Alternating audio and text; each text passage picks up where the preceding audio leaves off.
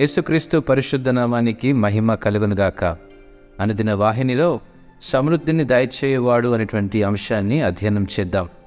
యెహెజ్కేలు గ్రంథం 36వ అధ్యాయము 11వ వచనం ప్రకారము, మీ మీద మనుషులను పశువులను విస్తరింపజేసేదను, అవి విస్తరించి అభివృద్ధి నొందును. పూర్వమున్నట్టు మిమ్మును నివాస స్థలముగా చేసి మునుపటి కంటే అధికమైన మేలు మీకు కలుగజేసేదను.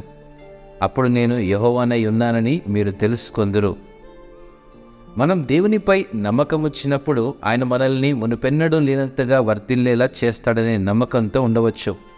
అభివృద్ధిని గూర్చిన దేవుని వాగ్దానం కేవలం ఆర్థిక సంపదకు మాత్రమే పరిమితం కాదు గాని ఆధ్యాత్మిక మరియు మనలోని భావోద్వేగ ఆశీర్వాదాలను కూడా వృద్ధి కలిగిస్తుంది. మనకెదురయ్యే ఎలాంటి సవాళ్ళైనా ఎదుర్కొనే శక్తి మరియు జ్ఞానాన్ని ఆయన మనకు అందిస్తాడు. మరియు జీవితంలోని ఒడిదుడుకులన్నిటిలోనూ ఆయన మనతో ఉంటాడు. ప్రతి పరిస్థితిలో ఆయన మనకు శాంతిని మరియు ఆనందాన్ని దయచేస్తాడు. ఆయనపై మన విశ్వాసం మరియు నమ్మకం పెరగడానికి ఆయన మనకు సహాయం కూడా చేస్తాడు. మన ఆశయాలను, కోరికలను కొనసాగించడానికి ప్రభు మనకు వనరులను మరియు అవకాశాలను కూడా దయచేస్తాడు.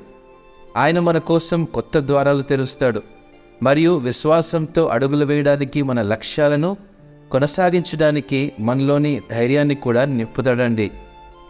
మనం విజయవంతం కావడానికి అవసరమైన సాధనాలు మరియు వనరులతో ఆయన మనల్ని సన్నద్ధం చేస్తాడు. మనల్ని ప్రోత్సహించడానికి మరియు మార్గనిర్దేశం చేయడానికి ఆయన ప్రతి అడుగులో మనతో ఉంటాడు.